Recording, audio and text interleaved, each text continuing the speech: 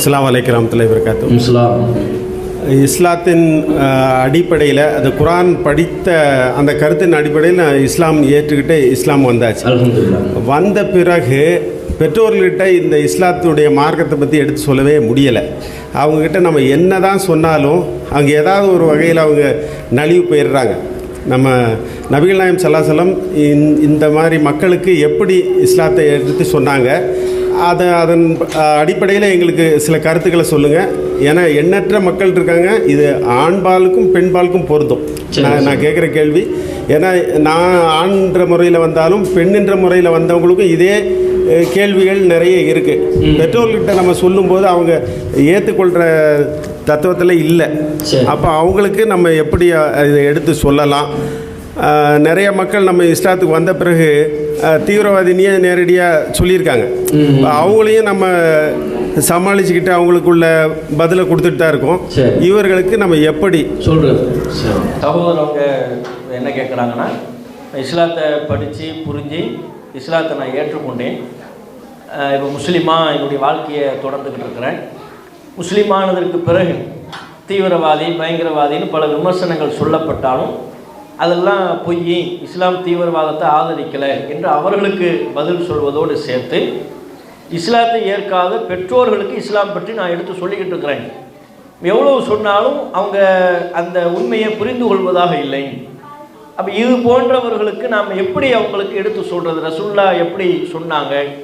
அதுக்குன்னு எதுவும் பிரத்யோகமான அணுகுமுறை இருக்கிறதா, வழிமுறை இருக்கிறதா அப்படின்னு கேட்குறாங்க. பிரத்யோகமான வழிமுறை என்றெல்லாம் நபிகள் நாயகம் ஸல்லல்லாஹு அலைஹி வஸல்லம் அவங்க நமக்கு தனிச்சு எதுவுமே சொல்லித்தரலை.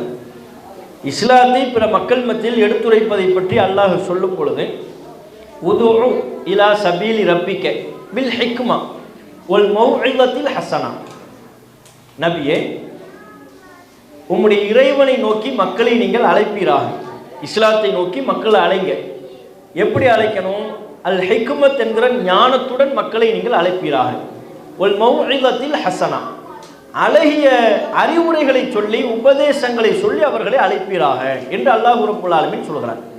அப்போ இஸ்லாமிய மார்க்கத்தை உங்களுக்கு எடுத்து சொல்லக்கூடிய வழிமுறை அல் ஹிக்மத் என்கிற ஞானம். குர்ஆன் நமக்கு வழங்கப்பட்டிருக்கிறது. திருக்குர்ஆனுடைய வசனங்கள் பல்வேறு இடங்களில் ஹிக்மத் என்று சொல்லப்பட்ட ஞானம், அதான் அல்லாஹ்வினுடைய ஒரு ஞானம் என்று சொல்லப்பட்டிருக்கிறது. அதே வேளையில் நாம மக்கள் மத்தியில் ஞானத்துடன், அறிவு ஞானத்தோடு எந்த மக்கள் மத்தியில் எப்படிப்பட்ட விஷயங்களை சொல்ல வேண்டும் என்கிற சமய ஞானத்தோடு மக்கள் மத்தியில் இஸ்லாத்தை எடுத்து சொல்ல வேண்டும்.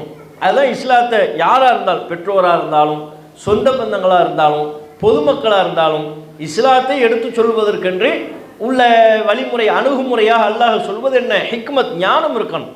எந்த ஞானம்? குர்ஆனினுடைய ஞானம், இஸ்லாம் பற்றிய ஞானம் என்பது ஒன்றே. அதோடு சேர்த்து அறிவு ஞானத்தோடு ஒவ்வொரு மக்களையும் கவனித்து அவர்களுடைய உணர்வுகளை கவனித்து அவர்களினுடைய அறிவுத்திறன் என்ன, அவங்களுக்கு என்ன விஷயங்களை எடுத்து சொல்லணும், எப்படி சொல்லணும். இப்போ கிராமப்புற மக்கள் இருப்பாங்க, அவங்கள நம்ம சந்திக்கும் போது இலக்கிய நயத்தில் பேசி கொண்டிருந்தால் அவங்களுக்கு புரியுமா? புரியாது. அப்போ கிராமப்புற மக்களை நம்ம சந்திக்கும் போது அவங்களுடைய மொழியில், அவங்களுக்கு புரியக்கூடிய பாஷையில் எளிமையான முறையில் கருத்துக்களை சொல்ல வேண்டும். அதுவே ஒரு அறிவுசார் மக்களை பார்க்கும்போது, பல மக்கள் அறிவியல் விஞ்ஞானம் என்று பேசக்கூடிய மக்கள் இருக்கிறாங்க. அதே போல் பெண்கள் உரிமை சார்ந்து சிந்திக்கக்கூடிய, பெண்ணுரிமைக்காக பாடுபடுபவன் அப்படிங்கிற ஒரு கருத்தில் இருப்பார்கள். அவங்களுக்கு இஸ்லாம் பெண்களுக்கு என்னென்ன உரிமைகள் எல்லாம் வழங்கியிருக்கிறது, இஸ்லாம் பெண்களை எப்படியெல்லாம் கண்ணியப்படுத்தி இருக்கிறது, இந்த கோணத்தில் அவங்க அணுகும் பொழுது இஸ்லாத்தை மீதான ஒரு ஈர்ப்பு அவங்களுக்கு உண்டாவதற்கு வாய்ப்பு இருக்கிறது. இப்படி ஒவ்வொரு சமயம் பார்த்து ஒவ்வொரு மக்களையும் பார்த்து அந்தந்த மக்களுக்கு தக்கவாறு நம்ம மார்க்கத்தை எடுத்து சொல்ல வேண்டும். இஸ்லாத்தின் கருத்துக்களை அந்த சபைக்கு தக்க நம்ம எடுத்து சொல்ல. சபைக்கு தக்கனா என்ன? சபையில் உள்ள மக்கள், இந்த சபையில் எந்த மக்கள் இருக்கிறாங்க, இந்த மக்களுக்கு இப்போ நம்ம என்ன செய்தியை சொல்லணும், அதை எப்படி சொன்னால் இந்த மக்களுக்கு புரிவார்கள். அது பெற்றோராக இருந்தாலும், சொந்த பந்தமாக இருந்தாலும், நண்பர்களாக இருந்தாலும் அவங்களுடைய சிந்தனை போக்கு எப்படி இருக்கிறது, அவங்களுக்கு எதை எப்படி நம்ம எடுத்து சொல்ல வேண்டும், அதுதான் அதில் உள்ள கான்செப்ட். இப்போ நம்ம ஒரு திருமண சபைக்கு போகிறோம். திருமண சபையில் இஸ்லாத்தை பற்றி எடுத்து சொல்லுங்கன்னு சொல்கிறாங்க. அந்த இடத்துல இஸ்லாத்தை பற்றி எடுத்து சொல்கிறோம். திருமண சபையில் முஸ்லீம்கள் தான் இருக்கிறாங்க.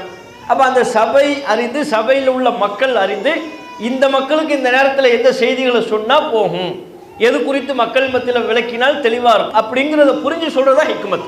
அப்போ திருமணத்தின் பெயரால் நம்ம சமுதாயத்தில் ஏராளமான அனாச்சாரங்கள் நடக்குது, ஆடம்பரங்கள் நடக்குது, பிரமத கலாச்சாரம் முஸ்லீம்களின் மத்தியில் புகுந்து விட்டது.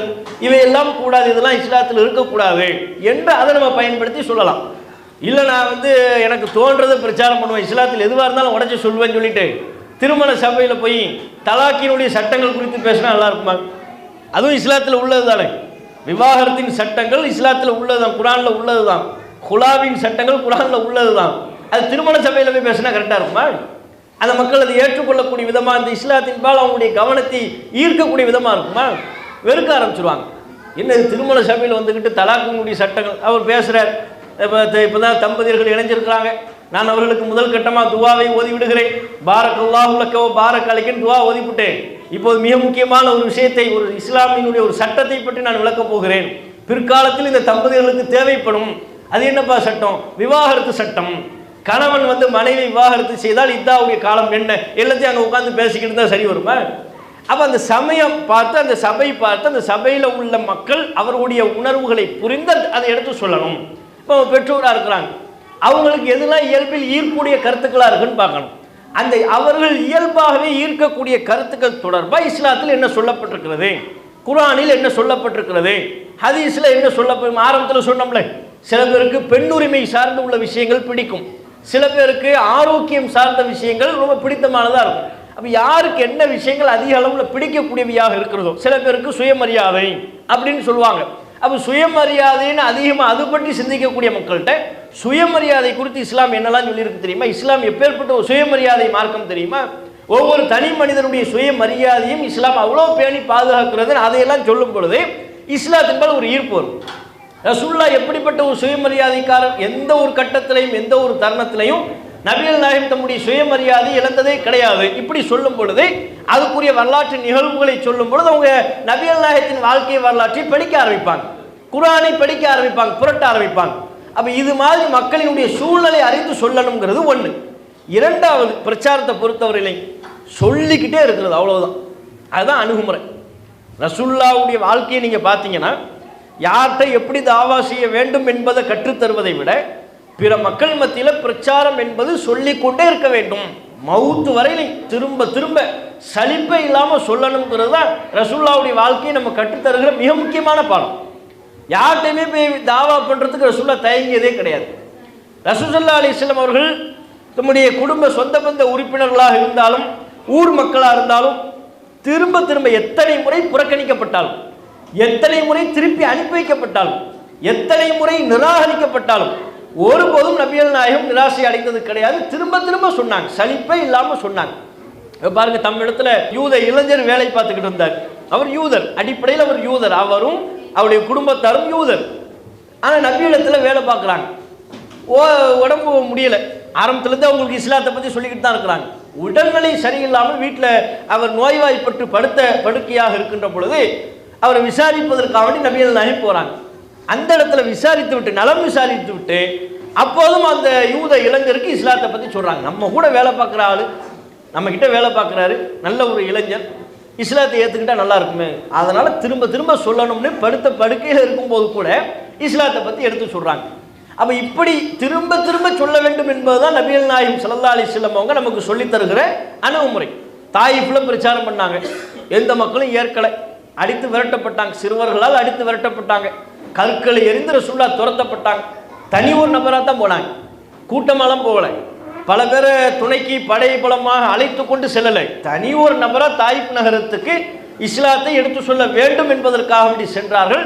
ஆனால் அங்கே சொல்லவே விடலை, விரட்டுறாங்க, போங்கங்கிறாங்க, எங்கள் ஊருக்குள்ளே வராதிங்கிறாங்க, விரட்டி அடிக்கப்பட்டார்கள். அப்போ அல்லாஹ் அந்த மக்களை அழித்து விடவா என்று வானவர் அனுப்பி கேட்டபோது கூட அழிச்சிடாதீங்க, இந்த மக்கள் இல்லாட்டாலும், இவர்கள் இஸ்லாத்தை ஏற்காட்டாலும் இவர்களின் தலைமுறையினர் இஸ்லாத்தை ஏற்பார்கள், அந்த நம்பிக்கை எனக்கு இருக்கு, அழிக்க வேண்டாம் என்று சொன்னார்கள் அல்லவா. அப்போ திரும்ப திரும்ப அவங்க தலைமுறை குறித்து யோசிக்கிறாங்க. மீண்டும் மீண்டும் நான் அந்த ஊருக்கு வரத்தான் செய்வேன், இந்த மக்களுக்கு இஸ்லாத்தை எடுத்து சொல்லத்தான் செய்வேன் என்கிற அந்த ஒரு நிலை. அப்போ நம்ம பெற்றோரை பொறுத்தவரையிலையும் அவங்க புரிந்து கொள்ளாத நிலையில் இருப்பாங்க. நம்ம திரும்ப திரும்ப சொல்லிக்கிட்டே இருக்கிறது தான். ஹிதாயத்து கொடுக்குறது அல்லாஹ்வுடைய வேலை, நம்ம சொல்கிறது தான் நம்ம கடன். நீங்கள் உலகத்திலேயே இஸ்லாத்தை இவரை விட சிறந்த முறையில் எடுத்து சொல்ல முடியாதுன்னு ஒரு நபர் இருக்கிறான்னு வைங்க, அவரை கூப்பிட்டு உங்கள் பெற்றோர்கிட்ட சொல்ல சொன்னாலும் சரி, உள்ளத்தை திறக்கிறவன் யார்? அல்லாஹ் தான் திறக்கணும். நீ எவ்வளோ பெரிய எல்லாருக்கும் எப்படி புரியணுமோ அப்படி சொல்லிட்டீங்க, உடனே அவங்க உள்ளம் திறந்துருமா? இஸ்லாத்தை நோக்கி திறந்துருமா? மையஷ்ரஹ் சத்ரஹுல் இஸ்லாம், யாருடைய உள்ளத்தை அல்லாஹ் இஸ்லாத்திற்காக விரிவுபடுத்துகிறானோ, அல்லாஹ் தான் விரிவுபடுத்துறான்னு அர்த்தம். அவன் விரிவுபடுத்தணும் உள்ளத்தை. நம்ம ஒரு கருத்துக்கள் சொல்லும் பொழுது அந்த கருத்துடைய உள்ளத்தை போய் சேர்க்கக்கூடிய விதமாக உள்ளத்தை விரிவுபடுத்தக்கூடியவன் அல்லாஹ். அல்லாஹ் கையில் மனிதர்களுடைய உள்ளங்கள் இருக்கிறது. அவன் தான் அந்த மக்களுக்கு ஹிதாயத்தை நேர்வழியை கொடுக்கணும். நாம நம்முடைய பெற்றோருக்காக சொந்த பந்தங்கள் நேர்வழியில் இல்லை என்றால் அவர்கள் நேர்வழி பெற வேண்டும் என்று அவர்களுக்கு எடுத்து சொல்வதோடு இறைவனிடத்தில், இறைவா என் பெற்றோருடைய உள்ளத்தை இஸ்லாத்தை நோக்கி திறந்து வை, தொடர்ச்சியாக துவா செய்யும். இதுதான் இஸ்லாத்தை உங்களுக்கு நம்ம தொடர்ச்சியாக சொல்ல வேண்டியதனுடைய நிலை. இஸ்லாம் மற்றும் சமுதாய செய்திகளை அறிந்து கொள்ள தமிழ்நாடு தௌஹீத் ஜமாஅத் யூடியூப் பக்கத்தை உடனடியாக சப்ஸ்கிரைப் செய்து கொள்ளுங்கள். மேலும் பெல் பட்டனையும் கிளிக் செய்து கொள்ளுங்கள்.